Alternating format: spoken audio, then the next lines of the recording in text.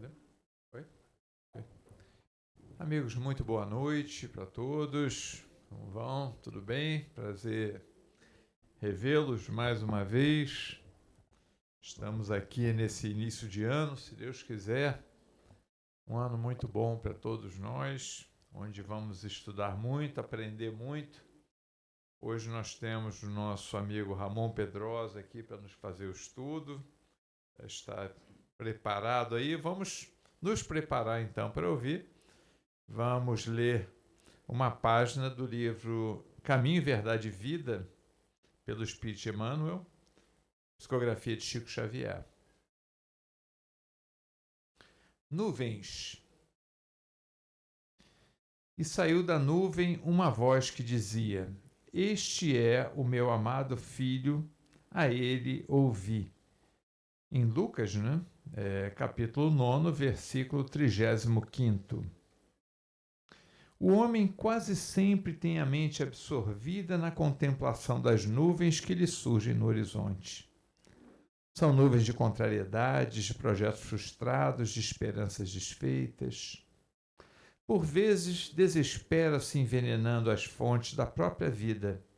Desejaria invariavelmente um céu azul à distância, um sol brilhante no dia e luminosas estrelas que lhe embelezassem a noite. No entanto, aparece a nuvem e a perplexidade o toma de súbito. Conta-nos o Evangelho a formosa história de uma nuvem. Encontravam-se os discípulos deslumbrados com a visão de Jesus transfigurado, tendo junto de si Moisés e Elias, aureolados de intensa luz. Eis, porém, que uma grande sombra comparece. Não mais distinguem o maravilhoso quadro. Todavia, do manto de névoa espessa, clama a voz poderosa da revelação divina: Esse é o meu amado filho, a ele ouvi. Manifestava-se a palavra do céu na sombra temporária. A existência terrestre efetivamente impõe angústias inquietantes e aflições amargosas.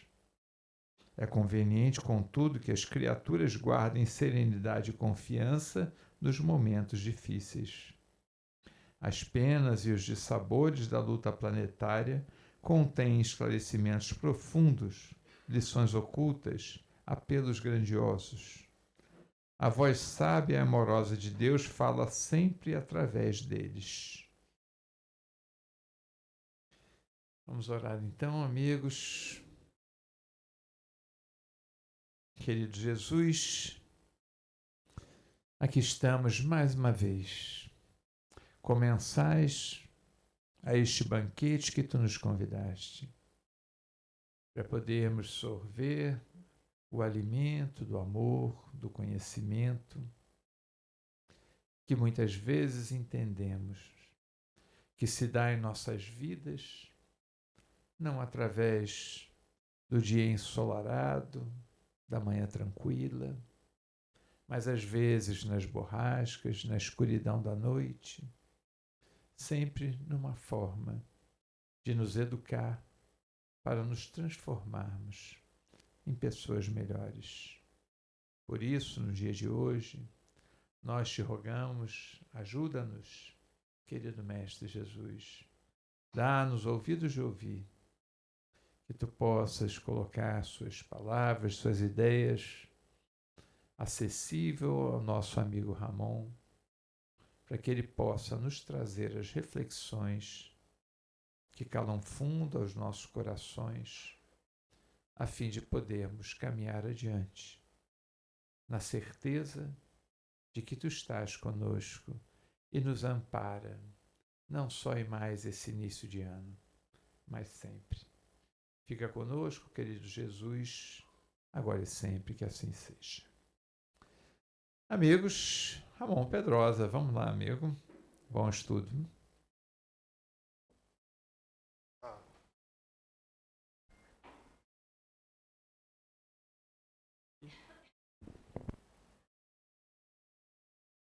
Obrigado, Mauro.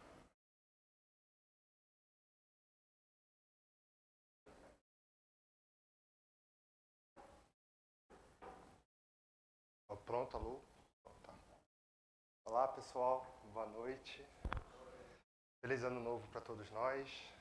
Que tenhamos bastante assiduidade, comparecimento, que a gente possa estar cada vez mais juntos e estudando a doutrina espírita que é tão rica e importante para nós. A apresentação que eu montei não é uma palestra, não é um estudo, é uma apresentação que eu montei. Ela vai partir de um tema, de um capítulo do livro, de um conto de Humberto de Campos. Humberto de Campos é conhecido por ser um excelente... Humberto de Campos e Irmão X é conhecido por ser um excelente narrador de detalhes da vida de Jesus, de comportamentos e de contos que podem ou não ser verdadeiros, mas que nos ajuda com uma reflexão. E como é início de ano e por alguma razão, sem a gente combinar, as primeiras palestras do ano, a gente combina, sem combinar, e a gente faz reflexões para o ano. Né? A gente sempre, quando termina o ano, a gente faz aquela... Ano que vem eu tenho as minhas promessas, as coisas que eu quero cumprir, as coisas que eu quero fazer. Eu não sei se a gente pega essas promessas no início do ano, se a gente chega no final de dezembro e a gente olha para ver o que a gente faz. Eu acho que mais pessoas fazem promessas e menos pessoas olham para trás e veem como é que está, o que realizou, o que não realizou. Eu sou um que já até abri mão das promessas. Eu falo assim, vai do jeito que vai, porque provavelmente eu não vou dar conta das coisas que eu vou prometer. E aí Humberto de Campos conta a história. Na verdade, cada minuto é ponte para Deus quando utilizadas o coração. Joana de Ângeles. Então é mais ou menos isso, ou seja, a gente vai falar sobre o aproveitamento do tempo e o que a gente faz com a nossa encarnação. A gente vai falar de João Mateus. O capítulo é o capítulo 7 do livro Contos e Apólogos. A gente já falou sobre ele uma palestra atrás. É o, se eu não me engano, capítulo 1, capítulo 2, que a gente narrou aquele missionário que reencarnou em várias reencarnações. E agora a gente vai falar sobre o João Mateus. João Mateus é um distinto pregador do evangelho na seara espírita. Na noite em que atingiu meio século de idade no corpo, 50 anos, e aí eu falei assim, nossa, fui preparando hoje, né? Pô, 50 anos é muito tempo de vida. Daqui a 7 eu tô ali, então assim, tô mais para lá do que para cá. Depois de orar eternicidamente, com os amigos, foi deitar-se. Sonhou que alcançava as portas da vida espiritual e, deslumbrado com a leveza do que se via possuído, intentava alcançar-se para melhor desfrutar a excelsitude do paraíso. Quando um funcionário da passagem celeste, ou seja, ali no pedal, o porteiro do céu, aproximou-se a lembrar-lhe solícito: João, para evitar qualquer surpresa desagradável no avanço, convém uma visita de olhos na sua ficha. Então, já que você vai entrar às portas do céu, olha para a sua ficha para ver se esse céu que você está imaginando que você vai encontrar é o céu que você vai encontrar. E aí, o viajante recebeu o primoroso documento em cuja face leu espantadiço. João Mateus, renascimento na Terra em 1904, então a gente está falando aqui de 1954. Berço manso, pais carinhosos e amigos, inteligência preciosa, cérebro claro, instrução digna, bons livros, tudo que ele foi ganhando na reencarnação sem esforço está na ficha. A gente não está falando de mérito, não está falando de demérito, está falando da característica que ele teve ao nascer, ou seja, as facilidades e as dificuldades que ele recebeu ao nascer. Juventude folgada, boa saúde, invejável noção de conforto, sono calmo, excelente apetite, seguro abrigo doméstico, parece que eu sou o João até agora. Constante proteção espiritual, nunca sofreu acidentes de importância, aos 20 anos de idade empregou-se no comércio, casou-se aos 25 em regime de escravização da mulher, católico romano até os 26, presenciou sem maior atenção 672 missas, Aos 27 anos de idade, transferiu-se para as fileiras espíritas. Compareceu a 2.195 sessões de espiritismo sob a invocação de Jesus. Realizou 1.602 palestras de pregações doutrinárias. Eu fiz a conta. Se a gente considera 52 semanas mais ou menos, a gente tem dos 27 aos 50 1.900 semanas. E ele frequentou 2.195. Ele foi quase 2 vezes por semana na casa espírita. Realizou 1.602 palestras e pregações doutrinárias, falou quase uma vez por semana. Escreve cartas e páginas comoventes, notável narrador, polemista cauteloso, 4 filhos, boa mesa em casa. Não encontra tempo para auxiliar os filhos na procura do Cristo. Efetuou 106 viagens de repousos e distrações. Grande intolerância para com os vizinhos. Refratária a qualquer mudança de hábito na prestação de serviço aos outros. Nunca percebe se ofende o próximo através de sua conduta, mas revela extrema suscetibilidade ante a conduta alheia. Relaciona-se tão somente com os amigos do mesmo nível. Sofre horror às complicações da vida social, embora destaque incessantemente o imperativo da fraternidade entre os homens. Conviver é um horror, mas precisamos ser fraternos.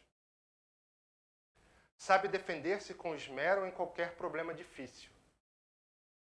Além dos recursos naturais que lhe renderam respeitável posição e expressivo reconforto doméstico, sob o constante amparo de Jesus, através de múltiplos mensageiros, conserva bens imóveis no valor de 600 mil cruzeiros e guarda a conta de lucro particular da importância de 302 mil. Para Jesus, que o procurou na pessoa de mendigos de necessitados e doentes, deu durante toda a vida 90 centavos. Para cooperar no apostolado do Cristo, já ofereceu 12 cruzeiros nas obras assistenciais. Débitos. A ficha, a gente vai ler os débitos. Quando ia ler o item referente às próprias dívidas, fortemente impressionado, João acordou do pesadelo e foi saber quem é. Era manhãzinha. À noite, bem-humorado, reuniu seus companheiros relatando-lhes a ocorrência. Estava transformado, dizia. O sonho modificara-lhe o modo de pensar. Consagrar-se-ia doravante ao trabalho mais vivo no movimento espírita. Pretendia renovar-se por dentro. Reuniria agora palavras e ação.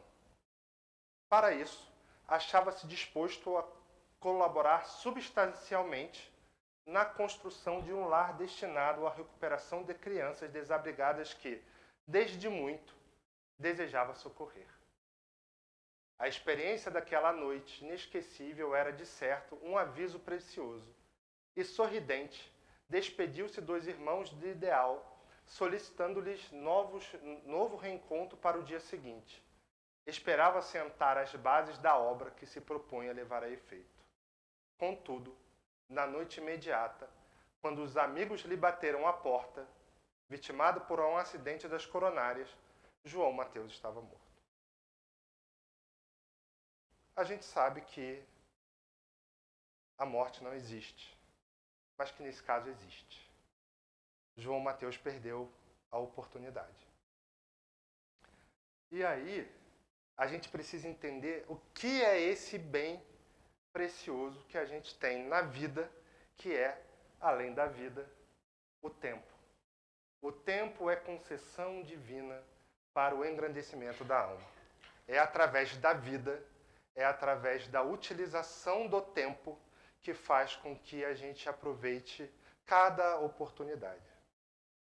Conta a espiritualidade, eu não sei em que livro, que certa vez Chico estava caminhando, Chico passou de sexta para sábado a noite inteira psicografando uma obra de Emmanuel. E aí ele perdeu a hora, né? Tinha que ter acordado às 6 para ir para o trabalho, acordou às 8 em cima da hora, e ele nem esperou a charrete, saiu caminhando aceleradamente. Dona Alice, que o intercepta pelo caminho, diz: Chico, preciso que você me dê uma orientação. E Chico fala assim: agora não, minha irmã, na hora do almoço, porque eu estou atrasado e eu tenho que ir. E não estava só andando, estava quase voando de tão atrasado.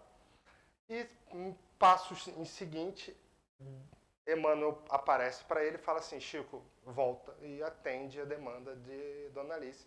Não serão 5 minutos que vai te deixar mais acelerado, mais adiantado ou mais atrasado. Chico volta. O bom do Chico é que ele não é teimoso, né? Se fosse a gente, fala assim: mano, eu tenho compromisso com as coisas. Mas ele não é teimoso. Ele volta, dá a explicação que precisa dar sobre o que ela queria saber, que na verdade era um remédio homeopático que Bezerra de Menezes tinha receitado para ela. E aí ela vai, agradece, vá com Deus, Chico. E o Chico sai caminhando. No mesmo instante, no mesmo lugar que ele estava, Emmanuel olha para ele e fala: Chico, olha para trás e veja o que está saindo com o Vai com Deus da Dona Alice. E era uma massa branca, cheia de gratidão, de luz, de bons pensamentos, de boa vontade, e essa massa branca foi entrando no corpo do Chico. Agora imagine se ao invés dela falar assim, vá com Deus, ela fala, vá com o diabo. Olha o que imagina a cor cinza, os dardos, a agressividade que você estaria recebendo só porque você não parou. E é assim que a gente precisa conviver na vida. E aí, a frase bonita é: Chico, e andando agora, naturalmente, sem receio de perder o dia, sorri satisfeito com a lição recebida, entendendo em tudo e por tudo o serviço do Senhor, referendo-se nos menores gestos com os nomes de gentileza, tolerância, afabilidade, doçura e amor. Capítulo 21 de Sinal Verde. Então, é a partir das experiências e das escolhas com que fazemos com o nosso tempo que a gente adquire afabilidade, doçura, amor e tolerância. São as construções, não são as construções dos tempos ociosos, é a construção do dia a dia. A gente fala que a gente precisa de uma vida de mais equilíbrio. Mas uma vida de equilíbrio, ela se dá a partir das escolhas que a gente faz em vida. Eu, para estar equilibrado, confortável, eu consigo com os 2 pés parar e ficar equilibrado. Se eu tirar um pé, já fica mais difícil. Então a gente precisa ter equilíbrio e desenvolver equilíbrio em momentos de facilidade, para que em momentos que a vida nos tira um pé, em momentos que a vida nos coloca numa corda bamba, a gente precisa desenvolver as técnicas para ter equilíbrio. Porque não adianta só ter equilíbrio, como o nosso amigo, não vou nem voltar, com o lar abastecido, com o lar entrando recurso. Se os recursos param de entrar, como que eu vou manter esse equilíbrio? Se o lar está menos abastecido, como que eu vou ter esse equilíbrio? Então a gente precisa desenvolver esse equilíbrio, que é esse bem precioso, que é uma concessão divina. Por ser uma concessão, a gente pode trocar o nome de concessão por presente divino. E aí existe o passado, existe o futuro, e existe qual outro tempo? Presente. Então o nome no verbo já diz: o presente é a concessão divina para engrandecimento da alma. Não foi o que fizemos para trás, não é o que faremos no futuro, é o que faremos agora. É o que faremos hoje. E o ser consciente tem a capacidade de usar bem cada momento disponível com propósito e equilíbrio. E aí conta Petitinga, conta Manuel Filomeno de Miranda, que certo missionário da humanidade, após fazer grande grande trabalho, e ao perceber a sua desencarnação, ele começa, como todo missionário responsável, começa a ficar preocupado com o trabalho. E aí o que ele começa a fazer? Ele começa a criar regras, ele começa a criar certas formas de controles, ele começa a amarrar os estatutos para que aquele trabalho que ele construiu junto com os seus colaboradores permanecesse, fosse mais longo, fizesse a vontade de Deus. E nesse sentido, ao amarrar tanto, mas antes de amarrar muito, a espiritualidade vai lá e retira esse indivíduo e antecipa, por excesso de zelo e pelos méritos acumulados, para que ele não perdesse mérito, antecipa o desencarne daquele missionário. E é uma surpresa, porque como assim eu estou antecipando? Porque para que o indivíduo não se perdesse, que aquele missionário não se perdesse e não comprometesse o trabalho, criando amarras, criando dificuldades que seriam muito difíceis de serem sustentadas, de serem quebradas, a espiritualidade vai lá e tira para poupar o trabalho e poupar o trabalho do missionário. Acontece isso. Ou seja, ele usou muito bem durante a vida inteira, mas no final, por medo, por insegurança, pela sombra, esse missionário acaba se perdendo nessa necessidade de controle.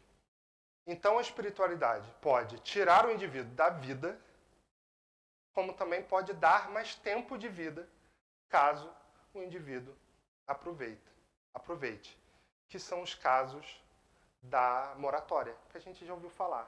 O Divaldo mesmo já falou inúmeras vezes que ele estava em moratória.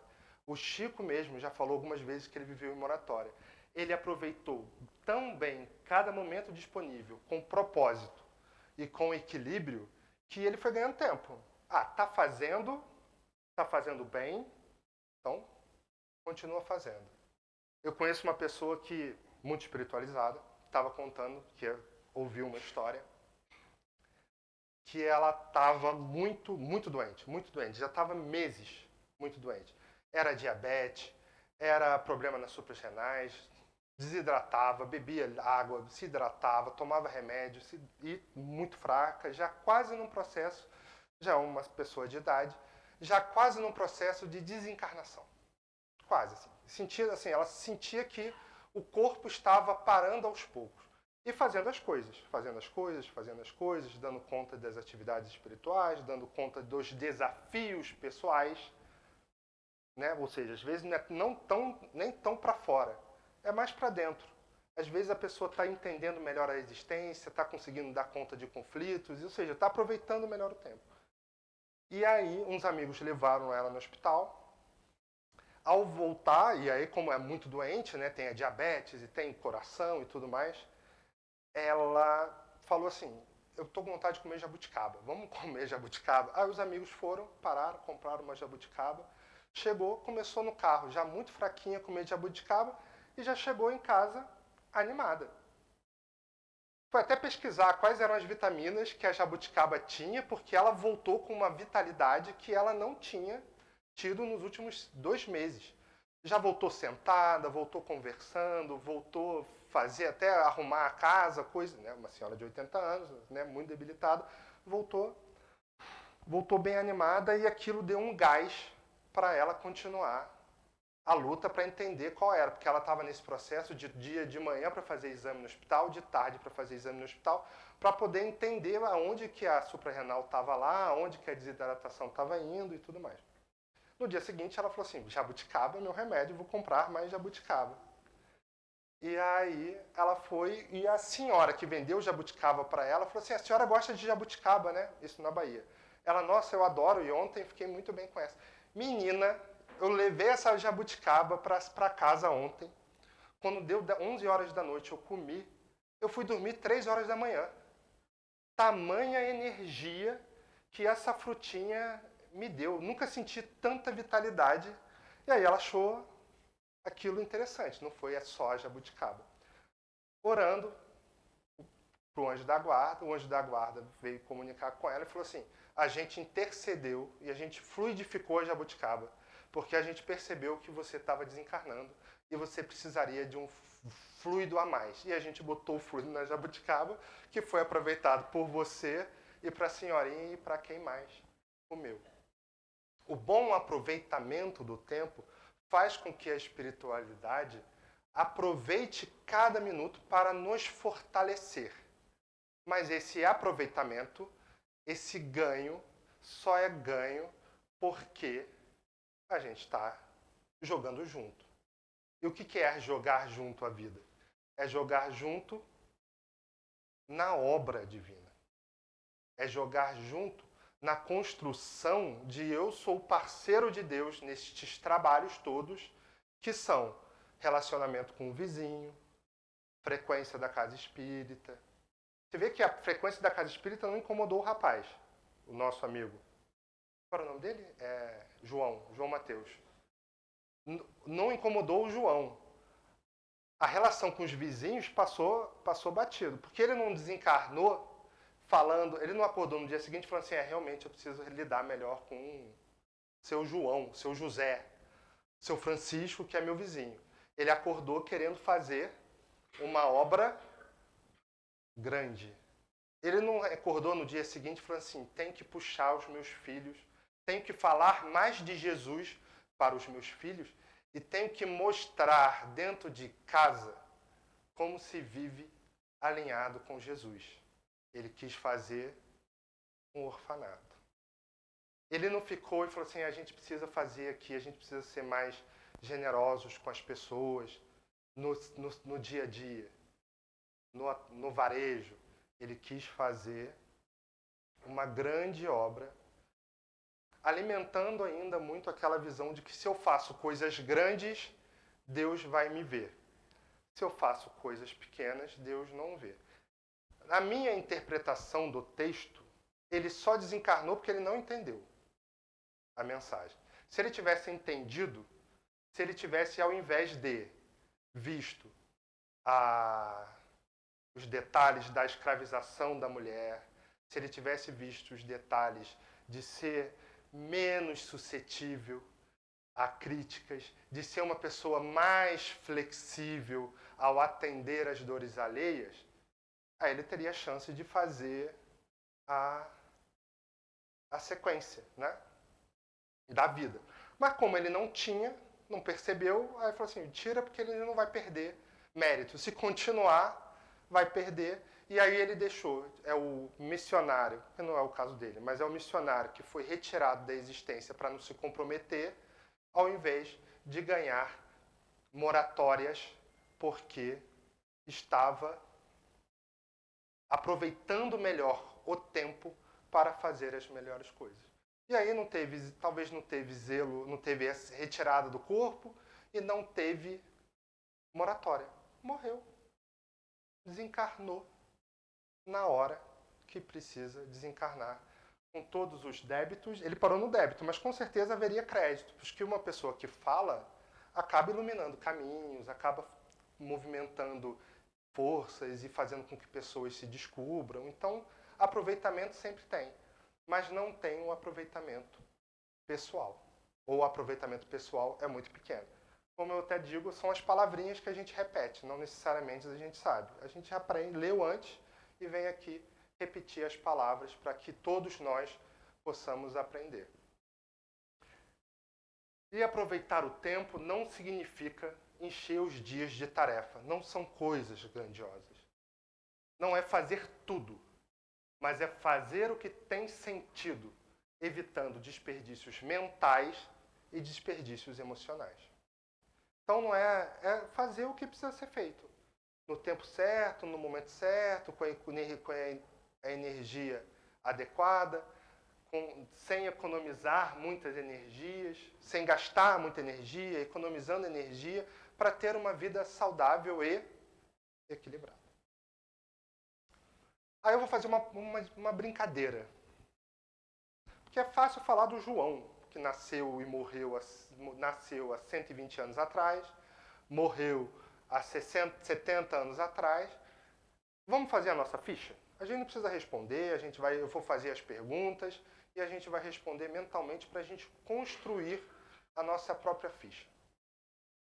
Reflita com seriedade e preencha a sua ficha existencial. Vou pegar água para dar tempo.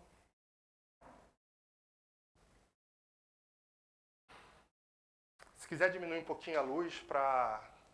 Não vai atrapalhar o vídeo, então não precisa diminuir a luz não.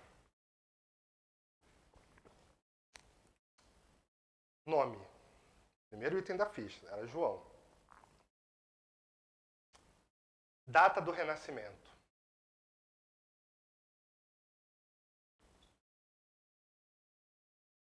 Nossa origem social.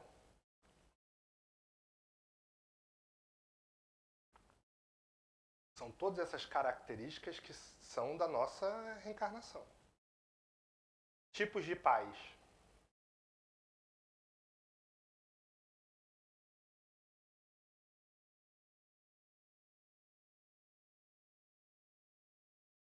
Tipo de inteligência.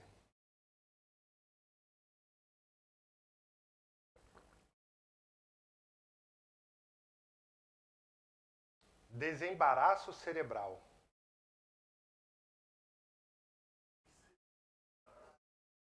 Como a gente raciocina. Às vezes eu sou uma pessoa objetiva, mas sou às vezes prolixo. Então às vezes eu raciocino de maneira burra de vez em quando eu vejo alguma coisa. Às vezes eu tenho lucidez, às vezes eu não tenho lucidez.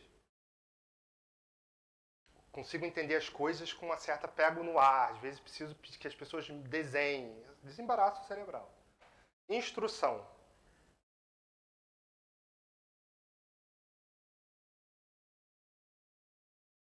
Aonde eu estudei, onde eu formei, que escola que eu fiz, se eu fiz humanas, se eu fiz exatas, mas queria ter feito humanas, queria ter feito exatas.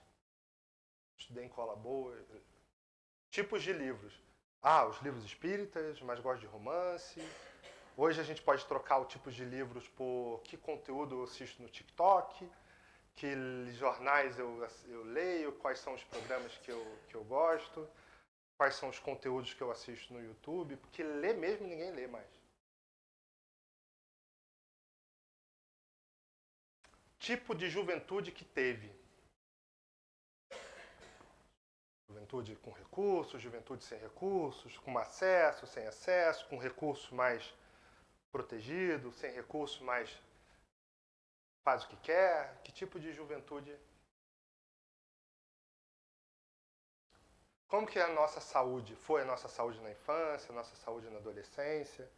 Que todas essas são as características, são coisas que a gente ganha do corpo, da vida, do contexto, está lá no Livro dos Espíritos. Né? Quando a gente prepara a reencarnação. Qual foi o conforto que a gente teve? O conforto que a gente tem?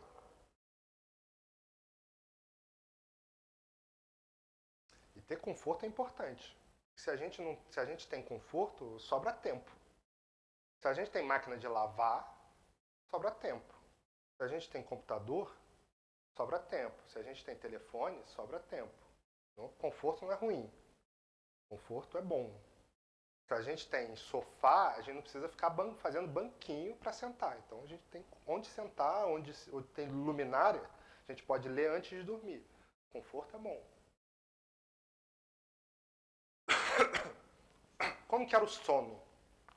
Se dorme tranquilo, se dorme agitado, se tem muitos pesadelos, porque isso também vai da vida mental, da vida espiritual, né? Ou seja, um sono agitado é alguém que está muito agitado, ou seja, muito ansioso. Então, como que dorme?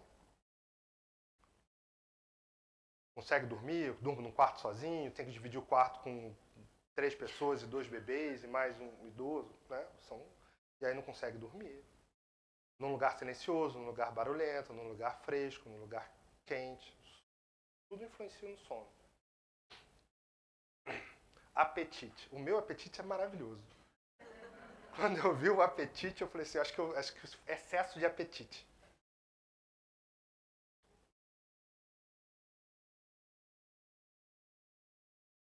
se a gente come de tudo, se a gente tem restrições, se a gente tem restrições porque são restrições de verdade ou porque são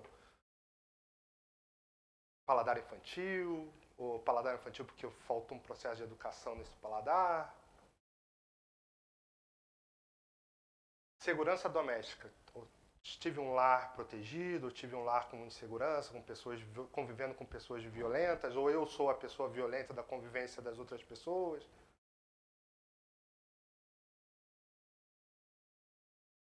Agressivo. E aí pode ser agressivo verbalmente, pode ser agressivo com as palavras, psicologicamente, né? Esse tipo de... Se ele escravizava a mulher, com certeza ele era ali, né? Aquela pessoa que tem que cozinhar, tem que fazer e tudo mais. Qual era a proteção espiritual? Qual é a nossa proteção espiritual? Ou seja, quando a gente ora, aí eu tenho uma proteção para mim, né? Tenho, porque às vezes eu oro, às vezes eu desejo só meio e ganho. E chega a ser um desperdício de proteção espiritual, porque não me acontece, poucas coisas ruins me acontecem, sempre consigo desvencilhar, às vezes preciso fazer alguma coisa porque eu vou perder um prazo, consigo fazer no final do prazo, já fenômenos de proteção espiritual e energética. E tem gente que tem mais proteção, tem gente que tem menos proteção. Acidentes. Né? Gastei proteção espiritual para me livrar de acidentes, então nunca sofri acidente na juventude, nem na vida adulta. Aí não bati de carro, não caí da escada, não machuquei, não fiquei, né, ferido. Os acidentes que sofri foram sempre muito pequenos, ou por falta de atenção e bater na ponte porque estava na fila do pedágio da ponte. Seria no meio da ponte, seria maravilhoso, mas na fila do pedágio e fui abaixar para pegar a moedinha e bati no carro da frente. Mas a proteção foi tão boa que só o meu carro machucou, não foi o outro. O outro saiu rindo e foi maravilhoso. Assim. Falou assim, fica aí com o teu prejuízo que eu vou. Eu falei assim, é isso mesmo, falta de atenção. Acidentes. Quais são os empregos que a gente teve, as escolhas, a remuneração?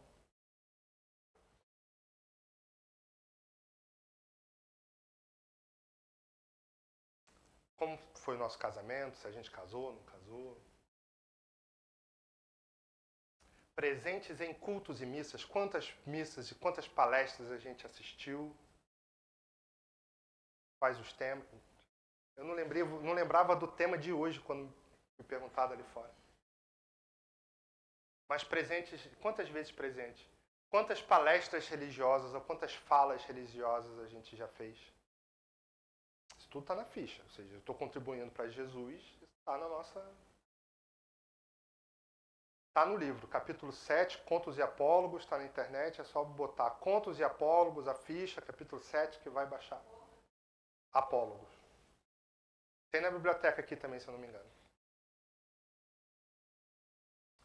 Quantos textos escritos? E aí, texto escrito, nunca escrevi um texto, mas na rede social, no Facebook, no Instagram,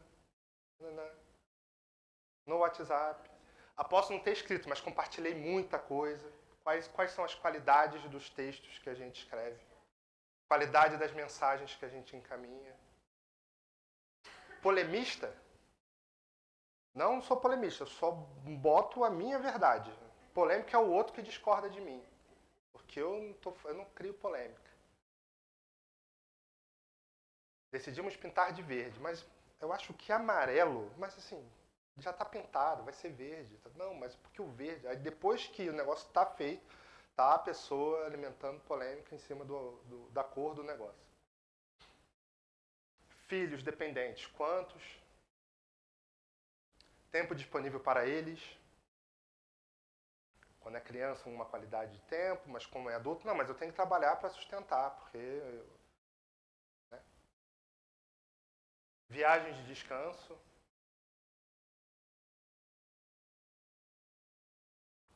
Nível de tolerância. Qual é o nosso nível de tolerância?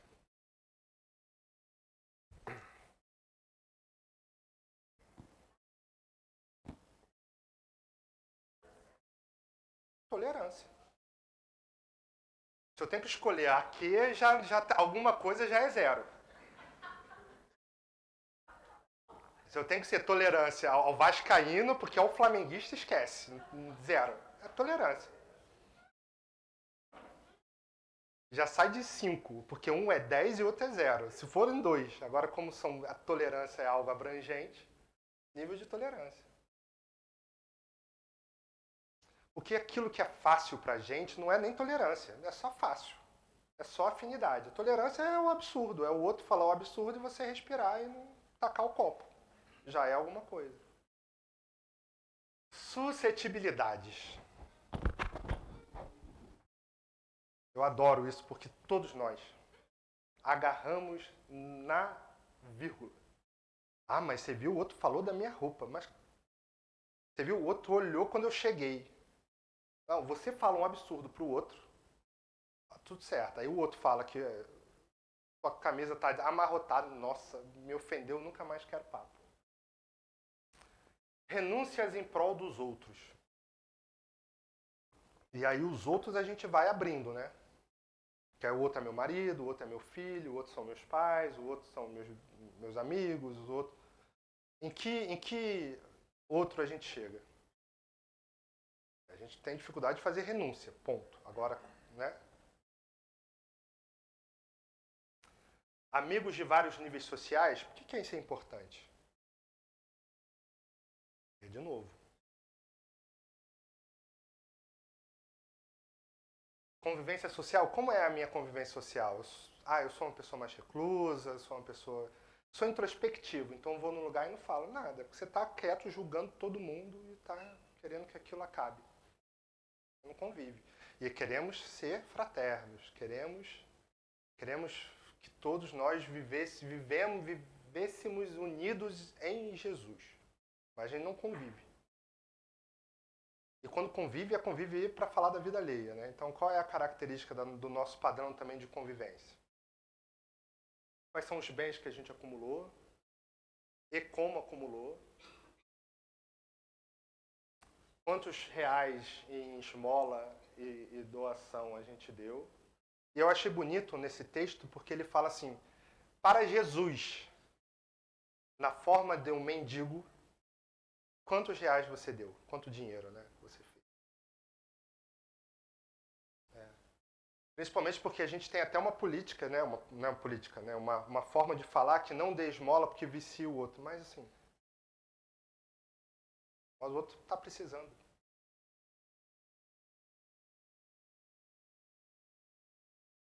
Débitos. Não. Débitos.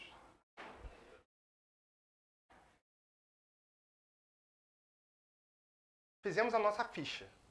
O importante da ficha não é saber da vida alheia, é porque a gente fala do João Mateus com uma facilidade muito grande.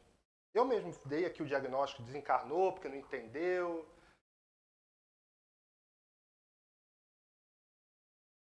Aí quando a gente coloca a nossa vida em perspectiva, fala assim, eu sou o João Mateus, o João está muito melhor do que eu. Vai fazer 7 para 50. E João Mateus produziu muito mais. João Mateus foi assíduo na casa espírita e falou, e iluminou, e fez. Tem características pessoais do João Mateus que são diferentes das minhas, mas que também existem as minhas. Porque a gente não reencarna para fazer coisas grandiosas. Pessoas que reencarnam para fazer coisas grandiosas estão fazendo coisas grandiosas. E elas não precisam da gente. E elas vão precisar da gente por pouco tempo, porque como a gente é cheio de suscetibilidade, como a gente é cheio de milindre, como a gente é preguiçoso, a gente vai entrar para a equipe dessas pessoas que estão fazendo, a gente vai entrar e vai sair. E quando sair, vai sair falando mal. Somos nós. Divaldo tinha equipe lá na Mansão do Caminho que ele trocava de equipe de 3 em 3 anos. As pessoas não conseguia lidar com o ritmo do trabalho que é o trabalho de missionário. Chico teve que sair de Pedro Leopoldo. Ele tinha um grupo pequeno, as pessoas do meio ali giravam, porque acabam que ele precisa se afastar dessas pessoas porque essas pessoas prejudicam a atividade. Então, pessoas que têm um trabalho fundamental, divino, estão fazendo. Não somos nós. Nós estamos, a partir de nós, a partir de um autoentendimento, nos desdobrando em outras atividades para trocar experiências, para contribuir um pouco com a causa divina e para, nesse processo, receber e aprender. E fazer por nós e fazer pelo outro, porque a caridade é isso, é caridade por nós e caridade pelo outro. Amar ao próximo como a si mesmo. Então eu me amo e eu quero trocar, porque eu quero aliviar na economia divina. Então, nesse processo de viva com intenção, é fazer as coisas ligado no que estamos fazendo. Ligados em nós e ligados no outro. Nas coisas grandes como nas coisas pequenas. Se alguém pedir ajuda, não crie obstáculos. Ou fala que faz a ajuda e faz a ajuda do início até o fim, fazendo a ajuda, ou não faz. Porque uma pessoa me pede ajuda, mas eu só ajudo se for do meu jeito. Outro dia uma pessoa estava falando que a filha pediu ajuda lá por conta de uma relação com o marido. Aí a pessoa falou assim, vou ajudar, mas para te ajudar você precisa se separar. Está impondo no outro um ritmo de vida e uma rotina que o outro não quer. Aí o outro não pede ajuda. Aí a pessoa, mas não pede ajuda. Falei que eu ajudava, mas para ajudar, a pessoa vai ter que sair de um lugar tal, vai ter que morar no lugar tal, vai ter que se separar, vai ter que fazer para ter a minha ajuda. Isso não é ajuda. Isso é impor. Então, quando a gente vai ajudar, a gente vai, antes de ajudar, a gente impõe ou a gente ajuda? A gente deixa o outro descobrir ou a gente diz logo, joga na cara que o outro não presta atenção porque tem a inteligência mais restrita? Ou a gente ajuda e depois joga na cara que ajudou? Porque é isso. Eu descobri um monte de coisas, eu saí daqui com um monte de reflexões. E a minha resposta não pode ser, vou montar um orfanato. Que não é esse o problema. Esse é um desejo. Este é um desejo de achar que é isto, fazer grandes coisas, fazer grandes trabalhos, é isto que vai salvar a nossa existência. E não vai. Mesmo porque a existência não acabou. Ele morreu. Ele vai reencarnar, ele vai desencarnar, né? Depois de um tempo ele vai reencarnar de novo e vai fazer as coisas com uma personalidade diferente, porque a personalidade é a personalidade do indivíduo, mas com aqueles atributos, diferentes ou não, mas com aquelas características de ser autoritário, de ser suscetível, de ser turrão, de ser teimoso. Porque eu não sou teimoso porque eu fui educado para ser teimoso. Eu sou teimoso porque eu sou teimoso. E é a teimosia que impede o desenvolvimento da humanidade? É. Se as pessoas não fossem teimosas, elas iam conversar, iam ceder, iam convergir, iam viver num clima de paz, num clima de fraternidade, num clima de honestidade. Mas eu agarro aqui, o outro agarra ali, e aí a gente entra num pé de guerra. E aí a gente briga, a gente teima, a gente agarra. Não são os grandes eventos, são os nossos pequenos eventos. Viver com intenção e não no automático. Significa direcionar energia, atenção e ações para aquilo que realmente importa na própria vida.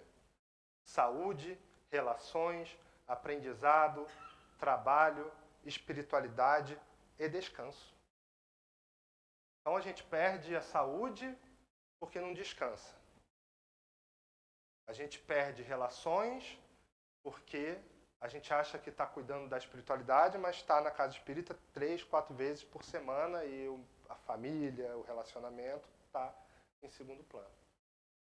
A gente deixa de frequentar as coisas que são importantes, de ler o livro, de fazer as orações, de fazer o convívio fraterno dentro da casa espírita, de conviver nessa busca da espiritualidade por conta de relações. Encontrei um namorado, uma namorada, um casamento, aí eu não preciso mais frequentar a casa espírita. ou me afasto porque, na verdade, aquele vazio, aquela falta já foi suprida por uma outra coisa. Quando, na verdade, as coisas são equilibradas. Quando eu estou estudando, quando eu estou trabalhando, ou seja, eu preciso ter todos os momentos e todos os quadradinhos precisam estar equilibrados. Então, quando a gente colocou na nossa lista de início de ano as coisas que a gente quer fazer, a gente tem que pensar em todas elas. Eu tenho que cuidar da minha saúde, tenho que fazer exercício, mas para fazer exercício tem que ter tempo. Tem que aproveitar melhor o tempo. Então o ótimo é inimigo do bom. Eu quero fazer uma atividade física que vai demandar 3 horas por vez que eu for fazer. 3 horas por vez que eu for fazer, eu não vou fazer, mas vou fazer em meia hora todo dia. Todo dia eu vou subir e vou descer a escada do meu prédio. Pronto. É atividade física. Não é a natação no clube de piscina aquecida para me tornar um atleta olímpico master. Não vou ser. Mas vou subir e vou descer a escada porque eu preciso fazer exercício físico. Eu preciso estar em atividade porque é o meu corpo que precisa. Eu preciso destinar um tempo do meu dia para responder às mensagens. E aí a autorreflexão. Estou falando com o Mauro. Falei de propósito, é autorreflexão, porque o Mauro me manda mensagem, eu só respondo. Mas é com todo mundo. Não se sinta privilegiado. Todo mundo entra numa lista de não prioridade, para não ser respondidos. Mas eu preciso melhorar a minha capacidade de responder mensagens, porque às vezes eu estou fazendo outra coisa, que não é aprendendo, não estou trabalhando, não é espiritual, e também não estou descansando. Eu estou achando que eu estou fazendo uma série de coisas. É isso. E aí a gente termina o dia cansado e olha para trás no dia e fala, o que eu fiz hoje de produtivo? Pouco.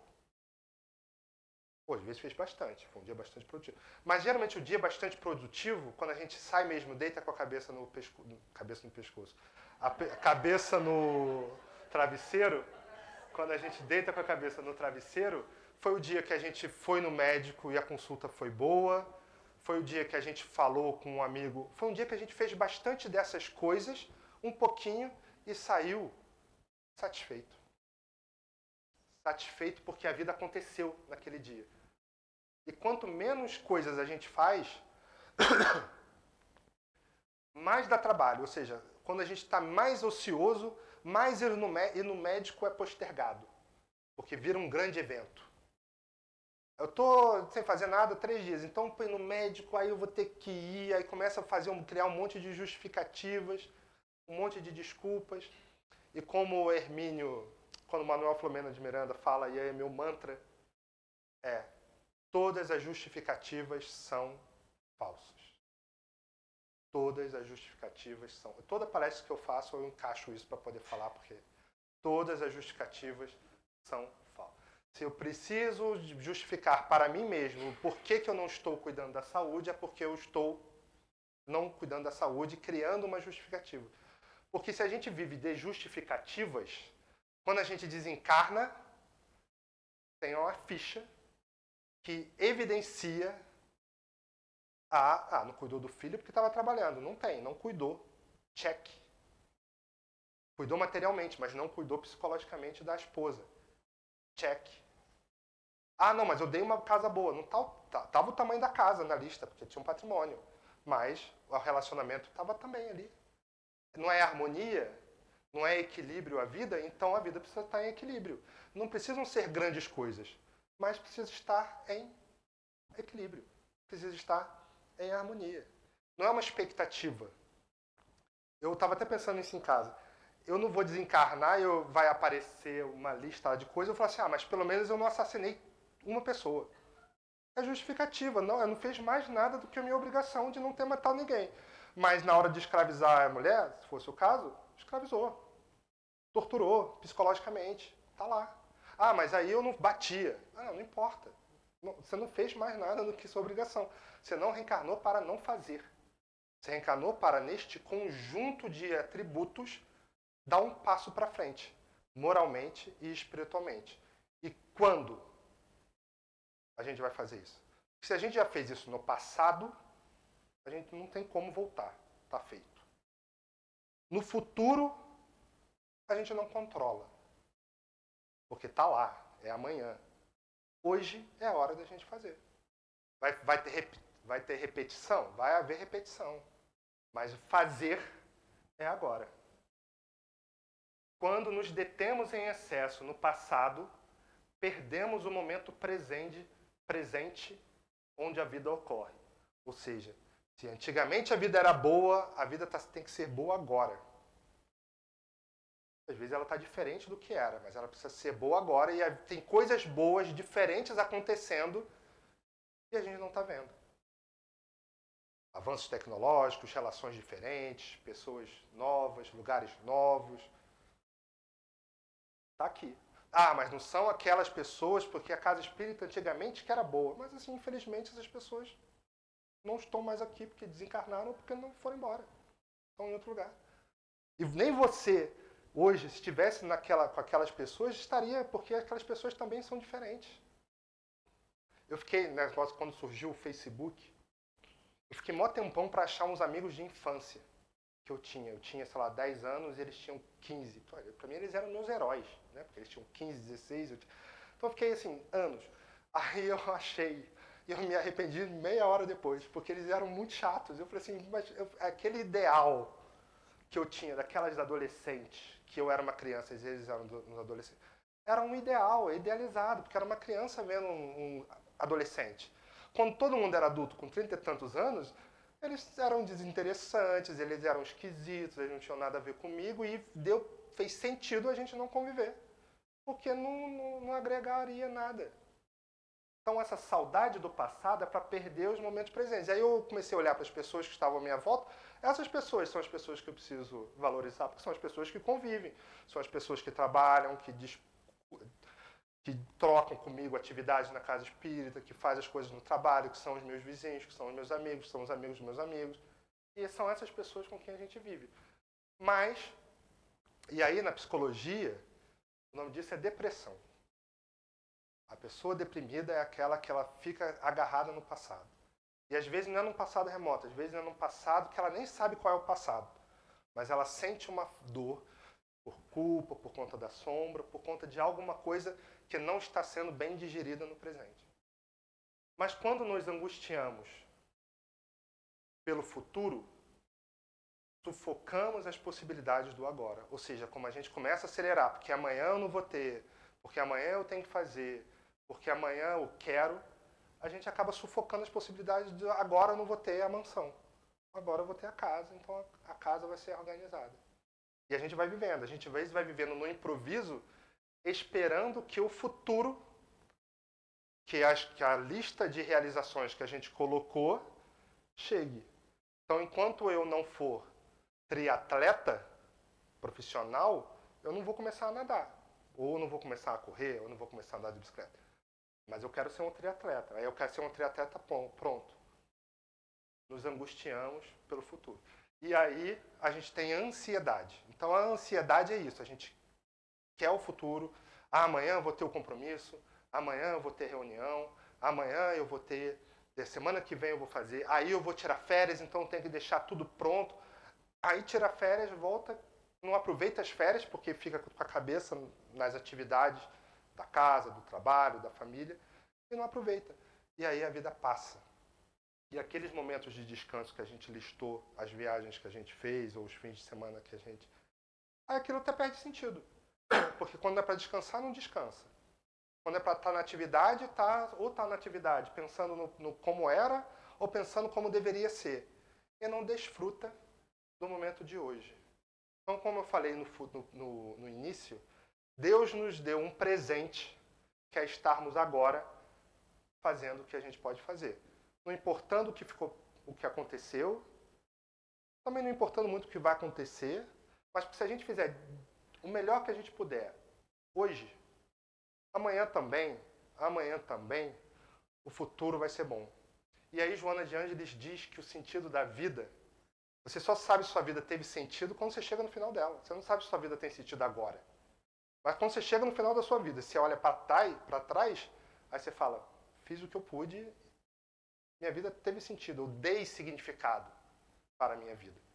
O de triste é aquele que chega no futuro e olha para trás e fala, de nada adiantou todos os esforços pessoais, porque foram esforços por distração, foram esforços que não eram por mim, eram por escolhas alheias, eram por questões outras, que não nosso próprio crescimento.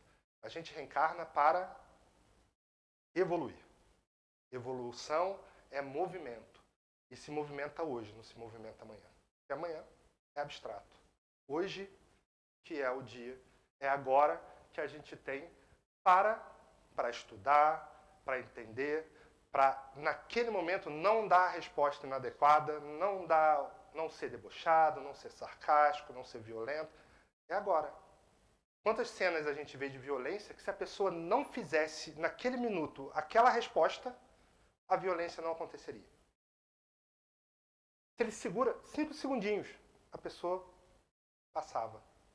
Se ele segurava a palavra, a discussão não aconteceria e, eventualmente, nem morreria.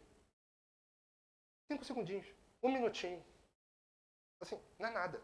Mas a gente quer responder na hora porque a gente só aproveita as oportunidades para o nosso prejuízo, não para o nosso benefício. Então, que a gente mude a nossa maneira de ver, muitos de nós já fazemos isso, mas que a gente aprimore a nossa maneira de ver para reagir, para agir, porque reação é uma ação automática, para agir emocionalmente, intelectualmente, para nosso benefício. E aí, se todo mundo fizer pelo seu benefício, coletivamente estaremos fazendo pelo nosso benefício. Muito obrigado.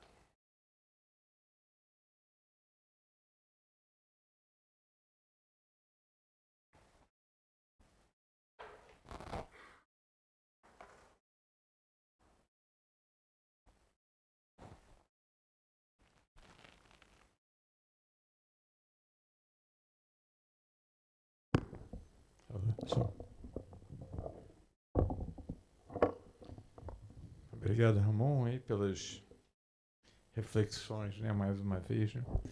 Está no ano novo, né? Fala mais longe, não tem problema não. E aí a gente fica pensando, né, o que a gente vai fazer nesse ano, né, com o nosso tempo ali, né? Aí a gente começa eu tenho que ler, mas eu também tenho que fazer exercício, né? Já sei, vou comprar uma esteira, que aí eu vou lendo e vou fazer, mas eu não tenho tempo, mas eu vou na hora de comer, então eu vou comer, vou pegar, tá na esteira e tô lendo, e a gente fica tentando empurrar nas 24 horas que Deus deu para todos nós, né? A gente fica tentando empurrar as coisas, mas as coisas não encaixam. E quanto mais a gente empurra, pior fica, porque a gente acha que a gente vai fazer, mas não consegue fazer. Onde está o problema? Pode responder. Oi, Maíra. Na escolha. Escolha. Nas prioridades. E o que tem por trás das prioridades? O que me faz priorizar coisas? O que faz a gente priorizar isso ao invés daquilo?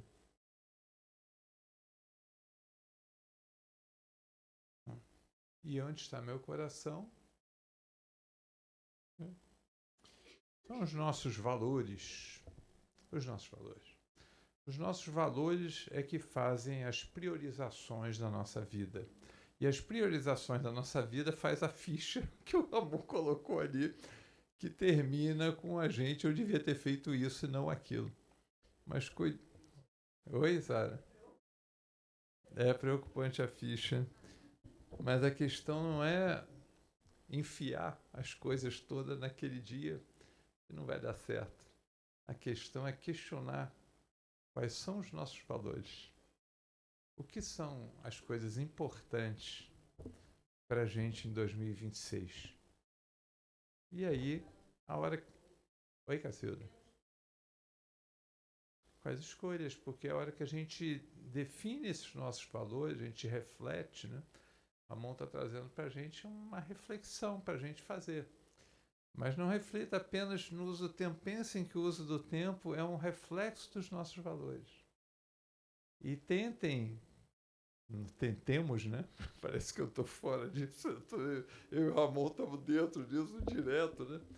Tentemos, na verdade, refletir nos nossos valores, o que nós trazemos, o que é importante, o que é o essencial, né? Aproveitando lá o Pequeno Príncipe, né?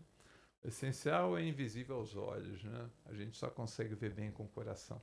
Então, o que é essencial na nossa vida, né?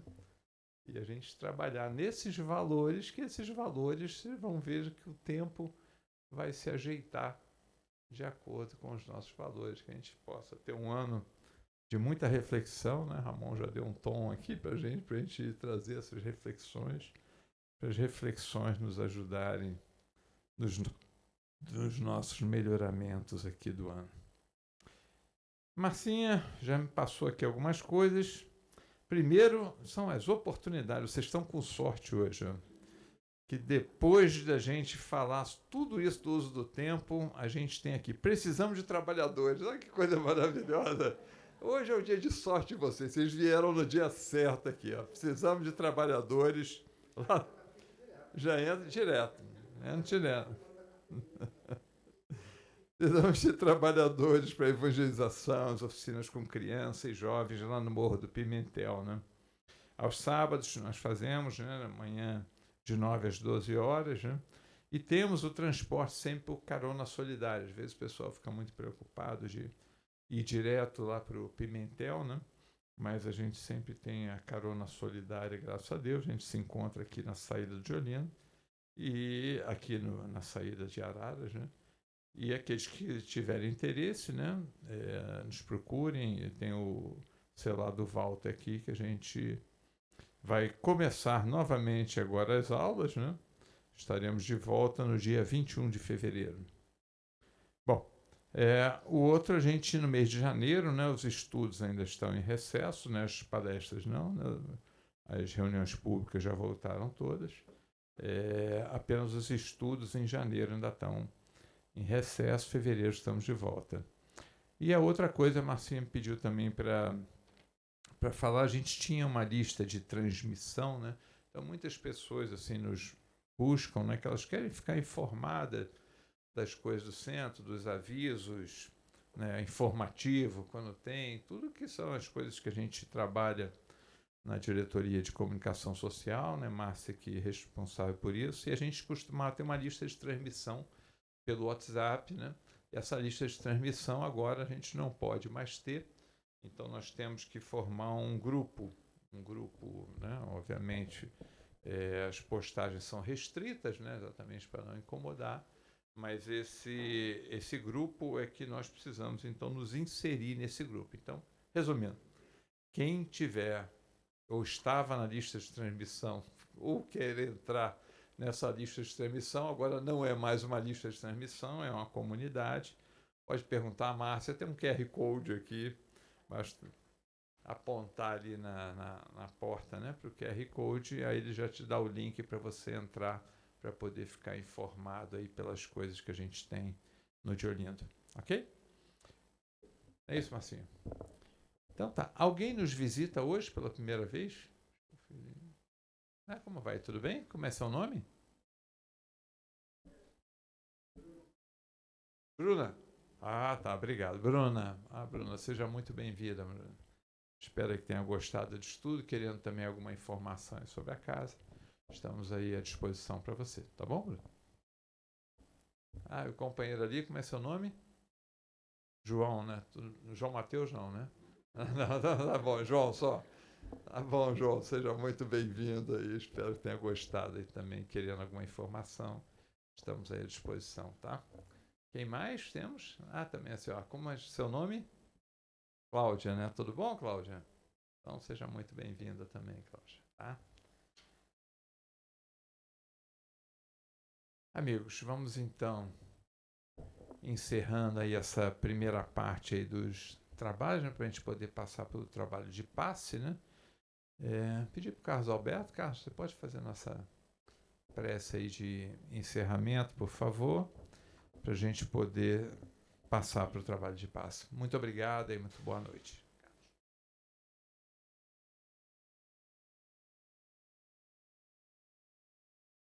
Vamos agora aproveitar a paz que o ambiente proporciona. Buscar na nossa intimidade um encontro mais íntimo com Jesus.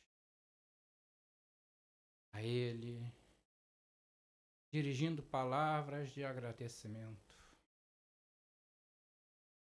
pela mensagem carinhosa e amorosa e esclarecedora do seu Evangelho, pela oportunidade de estarmos nas fileiras da doutrina espírita.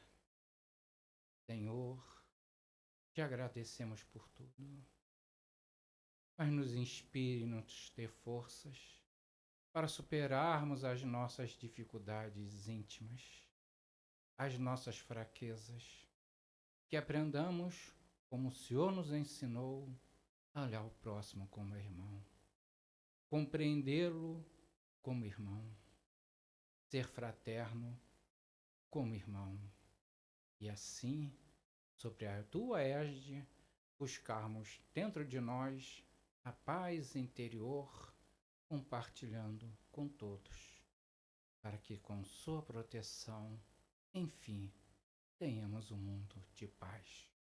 Muito obrigado por tudo, Senhor Jesus. Graças a Deus.